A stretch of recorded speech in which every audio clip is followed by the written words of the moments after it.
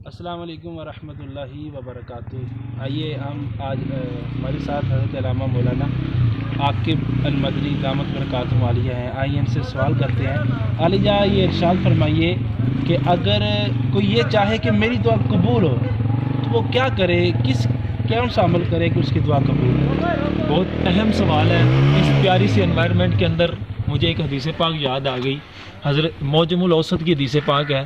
حضرت سعد بن ابی وقاص رضی اللہ تعالیٰ عنہ بارگاہ رسالت میں حاضر ہوئے، عرض کی یا رسول اللہ آپ دعا فرمائیں کہ میری ہر دعا قبول ہو جائے۔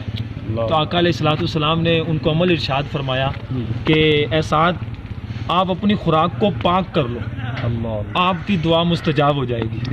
یعنی اگر کسی کے کھانے کے اندر حرام کا ایک لقمہ بھی ہو، حدیث کا مفہوم ہے کہ اس کے لیے اس کا جسم آگ کے لیے بہتر ہے۔